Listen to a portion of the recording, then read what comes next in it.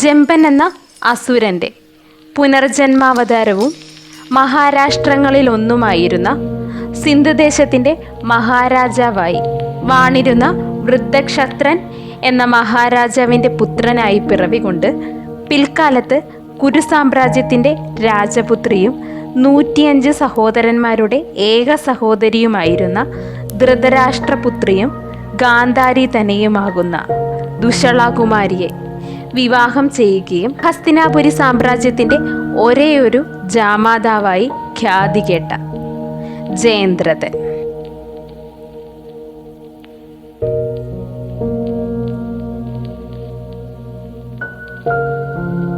സൈന്ധവൻ അഥവാ സിന്ധുദേശത്തിൻ്റെ രാജാവായ ജയദ്രഥൻ പിൽക്കാലത്ത് ധൃതരാഷ്ട്ര രാജാവിൻ്റെ ഒരേയൊരു പുത്രിയും 100 സഹോദരന്മാരുടെ ഒരേയൊരു സഹോദരിയുമാകുന്ന ദുശ്ശളയെ വിവാഹം ചെയ്യുകയും അവളുടെ സഹോദരനായ ദുര്യോധനനും മാതുലനായ ശകുനിക്കും പോന്ന തരത്തിലുള്ള അവരുടെ ദുഷ്ടപ്രവർത്തികൾക്ക് കൂട്ടുനിൽക്കുന്നവനുമായി നിലകൊണ്ടു.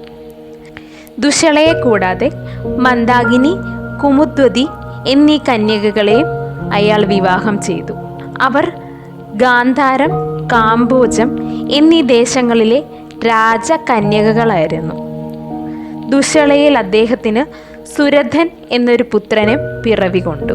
അങ്ങനെയെല്ലാം കഴിയും കാലം പാണ്ഡവരോടുള്ള കൊടും ക്രൂരതകളെല്ലാം കാണിച്ച് അവരെ വനവാസത്തിനും 1 വർഷത്തെ അജ്ഞാതവാസത്തിനും അയച്ച ശേഷം പാഞ്ചാലിയും പാണ്ഡവരും വനവാസം അനുഷ്ഠിക്കും കാലം പഞ്ചപാണ്ഡവർ സ്നാനത്തിനും ഭക്ഷണ ശേഖരണത്തിനുമായുമെല്ലാം കാട്ടിലേക്ക് പോകും നേരം പാഞ്ചാലി മാത്രമേ പർണശാലയിൽ ഉണ്ടായിരുന്നുള്ളൂ.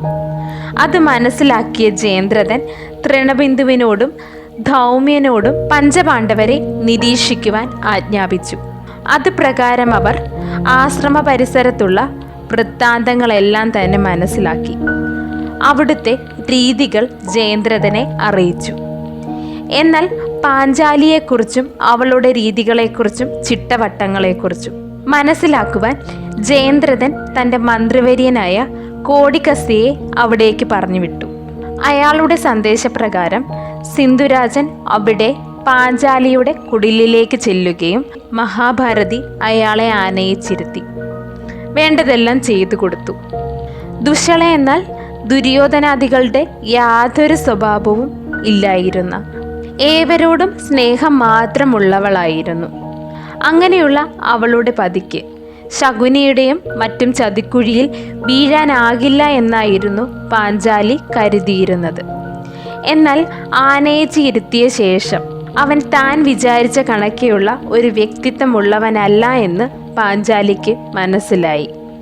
അയാൾ പാഞ്ചാലിയോട് അപമര്യാദയായി പെരുമാറുകയും തന്നെ വിവാഹം കഴിക്കാൻ ആവശ്യപ്പെടുകയും ചെയ്തു.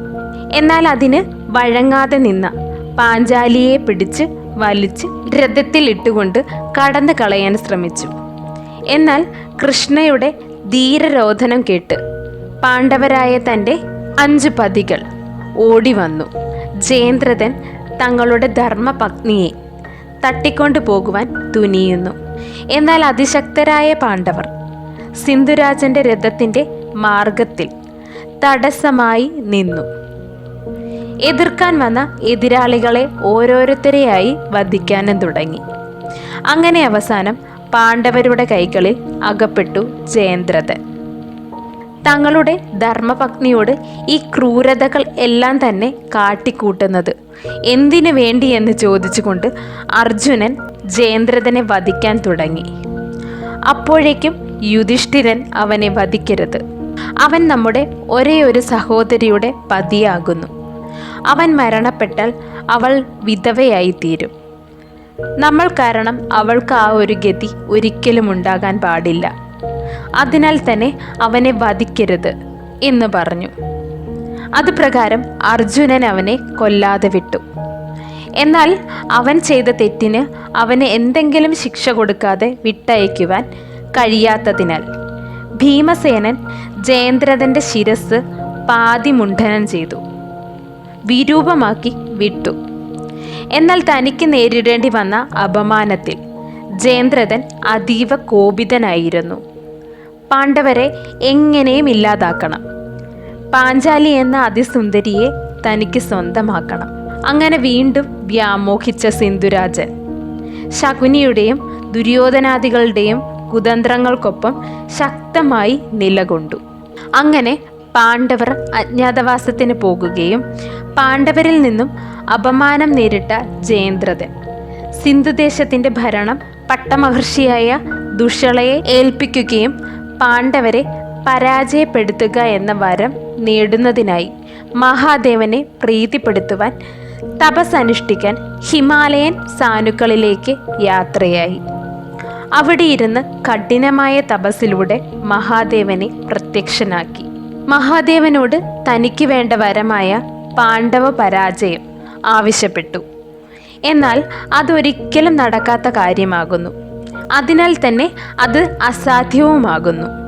എന്നിരുന്നാലും ഒരു ദിനം മാത്രം അവരിൽ നിനക്ക് മുന്നേറാം എന്ന് മഹാദേവൻ അരുളി.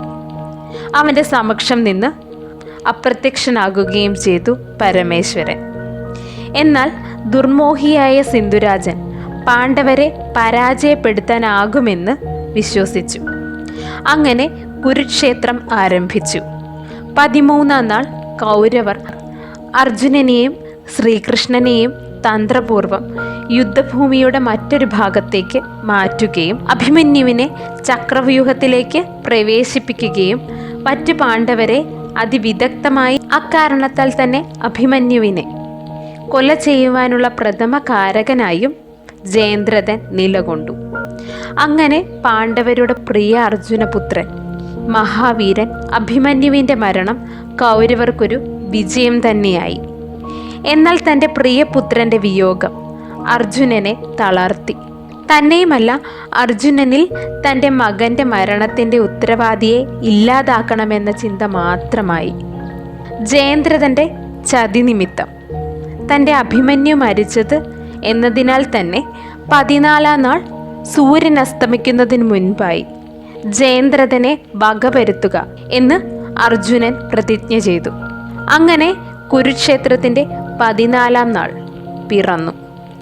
ജയദ്രഥനെ രക്ഷിക്കുവാൻ സൈന്യാധിപനായ ദ്രോണർ ജയദ്രഥനെ രക്ഷിക്കുന്നതിനായി ശകടവ്യൂഹം, ശുമുഖവ്യൂഹം, പത്മവ്യൂഹം അങ്ങനെ 3 വ്യൂഹങ്ങൾ രൂപീകരിച്ചു. ജയദ്രഥനെ ലക്ഷ്യമാക്കി ജയദ്രഥനും അർജുനനും ഇടയിലുള്ള സകല സൈനികരെയും കൊന്നൊടുക്കി മുന്നേറി ഭീമനും സാത്വകിയും. എന്നാൽ സൂര്യാസ്തമനത്തിനു മുൻപ് അവനെ കൊല്ലുമെന്ന അർജുനന്റെ ശപഥം പൂർത്തീകരിക്കാനായി ശ്രീകൃഷ്ണൻ തൻ്റെ സുദർശന ചക്രത്താൽ സൂര്യനെ മറച്ചു. മിഥ്യയായ സൂര്യാസ്തമനം ഉണ്ടാക്കി. സൂര്യൻ അസ്തമിച്ചു എന്നറിഞ്ഞതിനാൽ തന്നെ യുദ്ധനിയമപ്രകാരം അന്നത്തെ യുദ്ധത്തിന് പര്യവസാനം ആയെന്നു കരുതി സൈനികപ്പട പിൻവലിഞ്ഞു. ആ നേരം അർജുനൻ ജയദ്രഥനെ കാണുകയും ശ്രീകൃഷ്ണ ഭഗവാൻ അസ്ത്രം അയച്ചുകൊണ്ട് അവനെ വകവരുത്തു അർജുന എന്ന് പറഞ്ഞു. വൃതക്ഷത്രന്റെ മടിയിലേക്ക് അവൻ്റെ ശിരസ് ഛേദിച്ചു വിടൂ എന്നും അരുളി. അർജുനൻ അപ്രകാരം ചെയ്യുകയും ചെയ്തു. കാനനത്തിൽ തപസ്സിൽ ഏർപ്പെട്ടുകൊണ്ടിരുന്ന വൃതക്ഷത്രൻ തൻ്റെ മടിയിലേക്ക് തൻ്റെ മകൻ്റെ ചേതനയേറ്റ ശിരസ് വന്ന് വീണതും ചാടി എഴുന്നേൽക്കുന്നു. അവൻ്റെ ശിരസ് അയാളുടെ മടിയിൽ നിന്നും നിലത്തു പതിച്ച നിമിഷം ജയദ്രഥൻ്റെ ശിരസും വൃതക്ഷത്രനും ഒരു തീഗോളമായി തീർന്നു. അങ്ങനെ ജയദ്രഥൻ എന്ന അധ്യായം അവസാനിച്ചു.